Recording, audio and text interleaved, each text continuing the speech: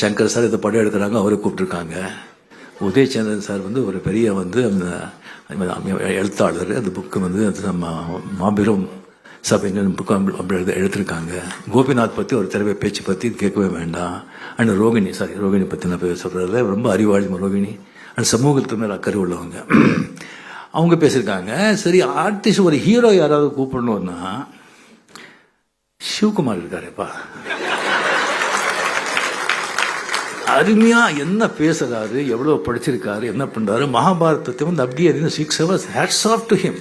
இந்த ஏஜ்ல வந்து கண்டினியூஸ் அந்த குரல் பத்தி எதை பத்தி அவரே கூப்பிட்டுக்கலாமே.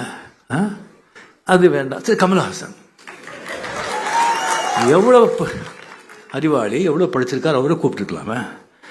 அதெல்லாம் விட்டுட்டு இன்னும் 75 வயசுலையும் கூலிங் கிளாஸ் போட்டு ஸ்லோ மோஷன்லயே நடந்து வர இந்த ஆளு வந்து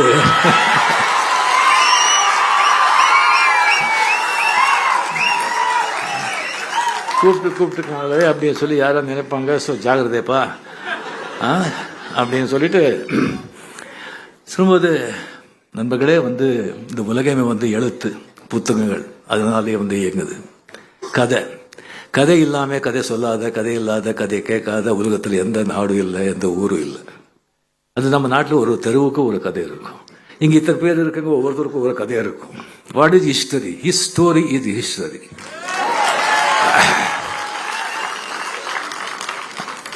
ஸோ அந்த புத்தகங்கள் வந்து படிக்கிறவங்க வந்து மிகப்பெரிய அருமையான ஒரு ஹாபி. அது அந்த புத்தகம் வாசிக்கிற அந்த வந்து அந்த ஹாபி, அந்த பழக்கவரிசைங்கிற அந்த புத்தகம் பக்கத்துலேயே இருக்கும். அப்போ நீ எடுத்து சும்மா திறந்து பாரு, உனக்கு பல விஷயங்கள் சொல்லுவேன், பல பேர் அறிமுகப்படுத்துற, உன்னை சிந்திக்க வைக்கிற, சிரிக்க வைக்கிற, பொழுது போக்குற அப்படின்னு சொல்லுவது. ஸோ அந்த புத்தகம் வந்து எனக்கு வந்து ராமகிருஷ்ண ஆசிரமத்தில் படிக்கும்போது அங்கே வந்து சண்டே வந்துட்டு 1 hour புக்கம் படித்து தான் ஆகணும். படித்தது என்னன்னு சொல்லணும். அப்போ வந்து அந்த பழக்கம்.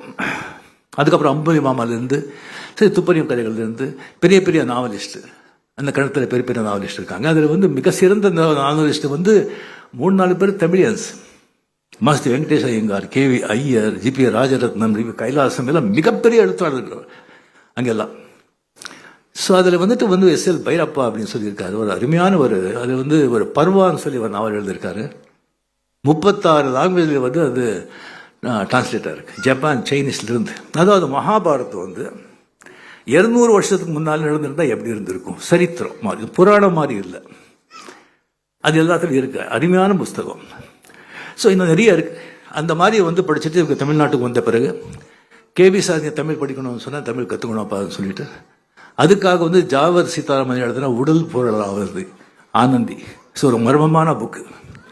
அதுலேருந்து ஆரம்பித்து அதுக்கப்புறம் ஜானகிராமன், பாதசாரதி, சிவசங்கரி, இந்துமதியிலேருந்து ராஜேஷ்குமார்லேருந்து அண்ட் நம்ம ஜெயகாந்தன்லேருந்து பல புத்தகங்கள். ஜெயகாந்தன் வந்து ரொம்ப பிடிச்ச ஒரு வந்து நாவலிஸ்ட்.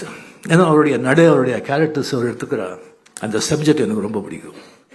ஒரு குப்பத்தை பற்றி ஒரு கதை எழுதுனாங்கன்னு சொன்னால் அந்த குப்பத்தை ஒரு வர்ணிக்கிற விதம், அந்த கேரக்டர் பேசுகிற விதம் பார்த்தா இவர் வந்து குப்பத்திலேயே பிறந்து உணர்ந்திருப்பாரோ அப்படின்னு தோணும்.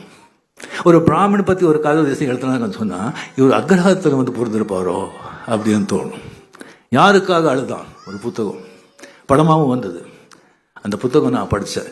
அந்த கேரக்டர் ஹீரோ யாருக்காக அழுதான்னு தெரியாது, பட் அவனுக்காக படம் புக்கு படித்த பிறகு தான் ஒரு 3 நிமிஷம் அவனுக்காக அழுது. அந்த மாதிரி ஒரு புத்தகம்.